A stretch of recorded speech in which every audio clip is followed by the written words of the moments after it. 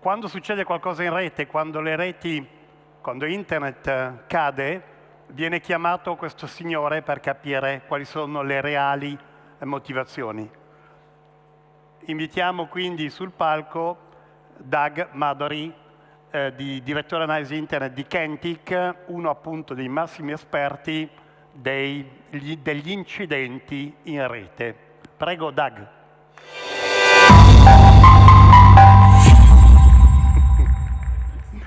Abbiamo 15 minuti. Okay. Grazie mille. I'll go fast. I get the slides. Great. Oh. Okay. All right, my apologies to the translator. I'm going to go quickly. So my name is Doug Madory from Kentik, and this is a talk about internet shutdowns. I was asked to come to Namex to talk about, and it relates to some news in the events in the news in recent weeks, so we'll get through that. But I'll start with a story from Syria in 2012. In November 2012, the civil war in Syria was in full swing. There was a lot of outages going on. There was one that caught a lot of international attention. There was a multi-day outage. I was with a firm called Rete. We were doing coverage of the various outages at that time. In this case, we could only go so far as to figure out what was the nature of the outage. Some other firms went and said, hey, we looked at the data, we could tell this is intentional. We were a little more circumspect. Those kind of quotes made it higher in the press. Ours got relegated to footnotes, such as life and the news. But this outage got another life a couple of years later when there was a big story from Edward Snowden in this piece in Wired magazine where he related this story about this particular outage, saying that he had said he had overheard somebody at NSA say, oh, it was hacking that took down the outage, took down the internet in Syria in November 2012. That was a story that I didn't ever quite buy because of the staggered nature of the outage. It seemed like it didn't relate to a single incident, but what did I know?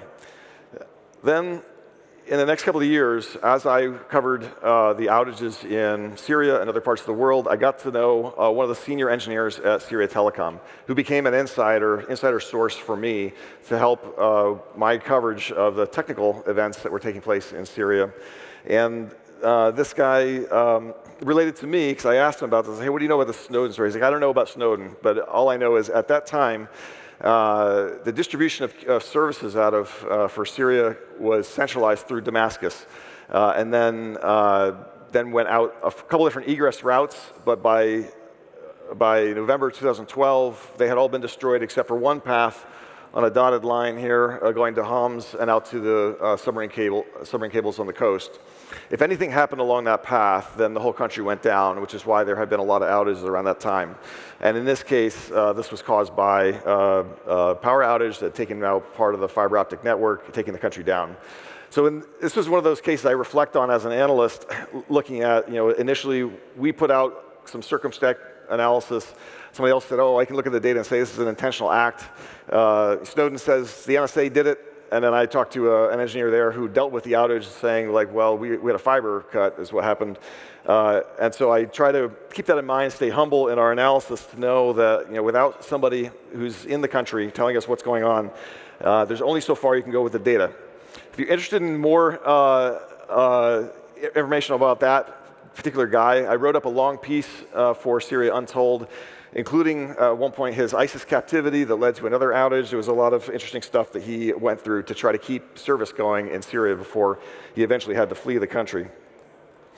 So here's a little about my journey into internet measurement. I started in this industry in 2009 with a company called Rete. We did a lot of BGP analysis, BGP monitoring, internet measurement stuff.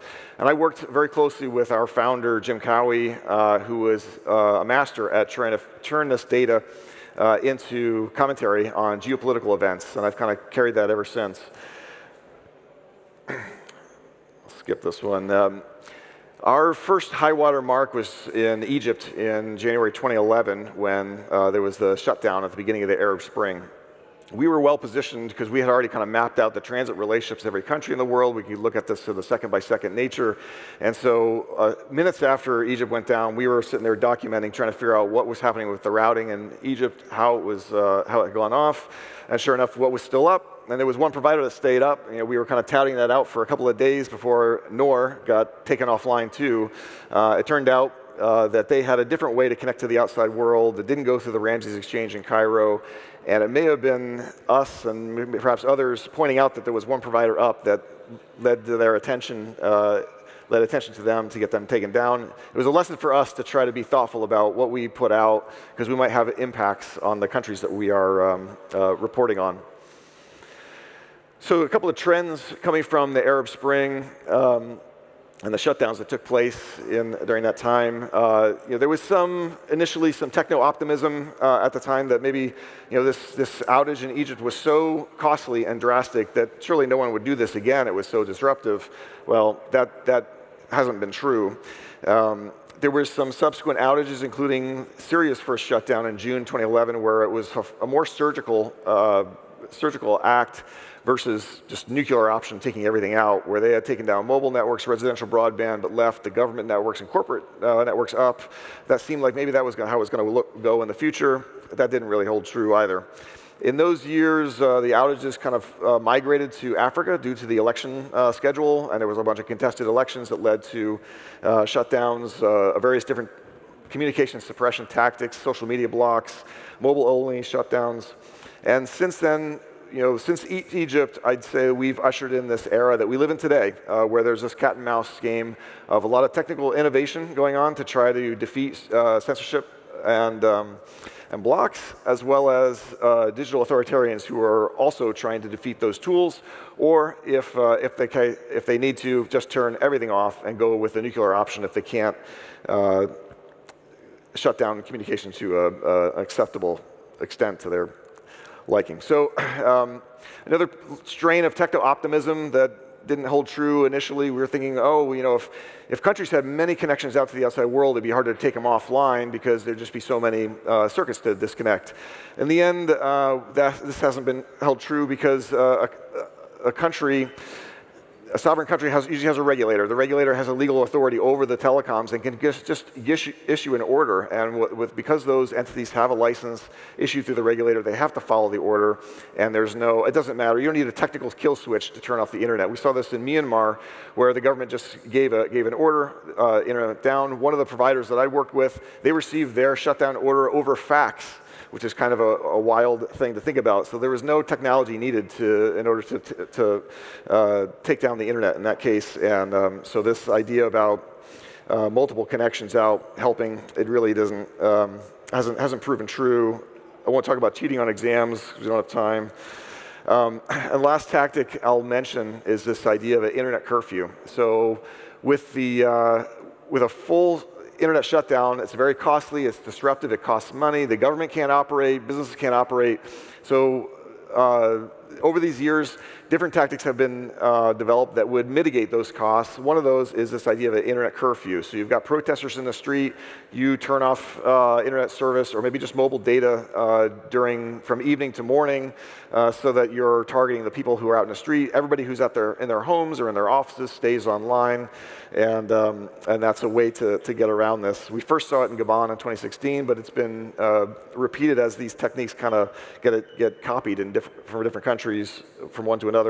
We saw it in Myanmar, Iran, Cuba, and the concern is if any of these tactics reduce the cost, they're more likely to have shutdowns, and that brings us to Iran. So we've had a lot of news in Iran this year, and I'll go through just a little bit of the background, but we are perhaps in the last 48 hours coming out of the biggest communication shutdown in human history. But I'll just give a quick background of the lead up to where we are this year in Iran. So going back to June 2009, there was a green revolution, there was widespread protests over a contested election in Iran. Because of the internet's role in those protests, the government elected to try to throttle service. So people weren't necessarily disconnected, but the service was very poor and was sufficient to get people to stop using it. At the time, there was a guy named Colin Anderson, became very well known on this topic because he had come up with ways to try to measure this. Colin and I got connected, and then within a couple of years, when Iran started rolling out their NIN, National Information Network, or aka the Halal Internet, we started mapping this out. This was another tactic to try to mitigate the costs of a shutdown, where the national internet of Iran would be able to operate independently if they were to cut off the connections to the outside world. We've seen this now in use in this past year. Back in this day, it was a theoretical thing, although people thought maybe it was alive. We were able to get servers into Iran.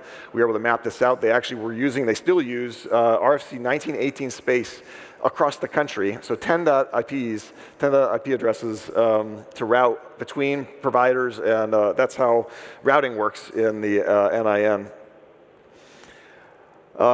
Skipping ahead to November 2019, known as Bloody November, this, up until this year, was the biggest shutdown in Iran history.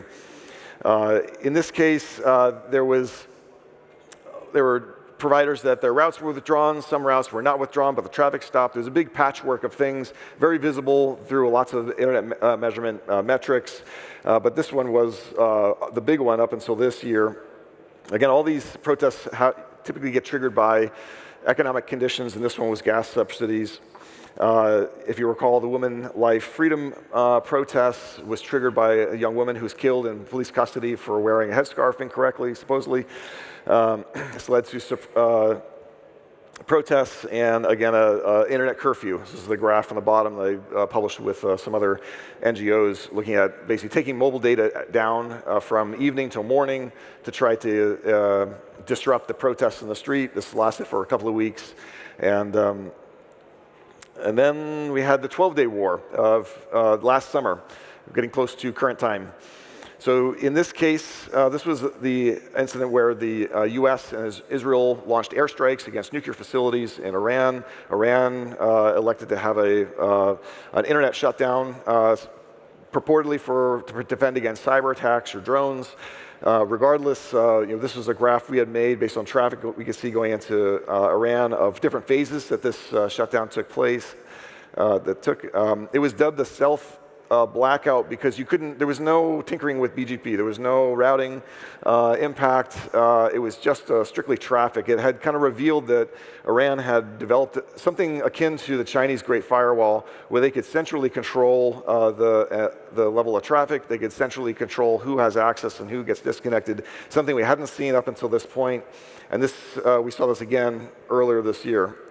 So this brings us to our last couple of most recent graphs. Again, some background here. So I work with a company called Kentik, and we do, among other things, we do a lot of large-scale net flow analytics for telecommunications firms around the world.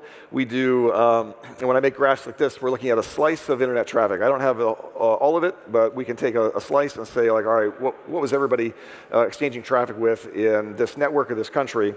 That's where this graph comes from. So the first shutdown this year happened on January 8th. Again, there was more widespread protests around economic conditions, increased taxes. This one was very severe. Supposedly the IRGC had taken control, had given the order. They shut down the NIN, even though that had been in operation during previous shutdowns.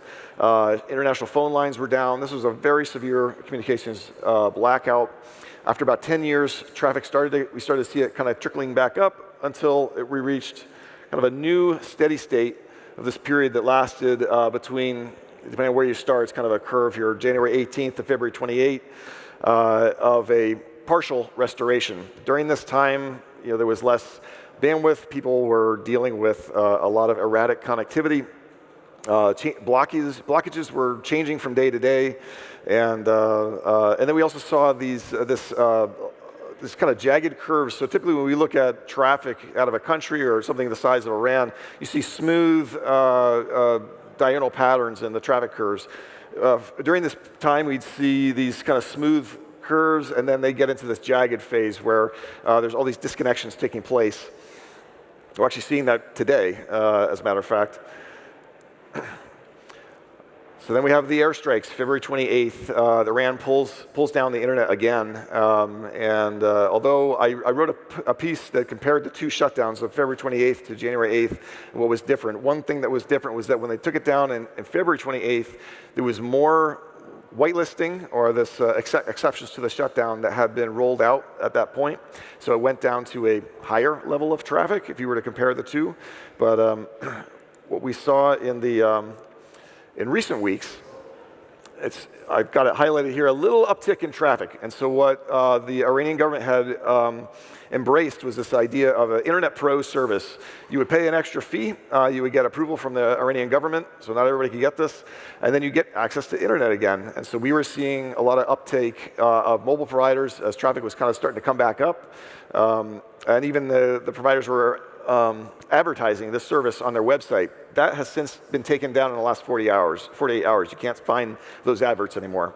And then it brings us to just a couple of days ago. And again, this morning I'm writing with reporters trying to figure out what's the latest thing here. So we had a restoration 2 days ago. Right as of a couple hours ago, we're at about 53% of the traffic volume that we saw prior to January 8th. And so it may be the case that this period of time, this 88 days, the most severe internet communication shutdown in history may be over, but I wouldn't get too optimistic because the government who's in charge, who triggered this, is still in power, and we may be another shutdown is just perhaps another airstrike away.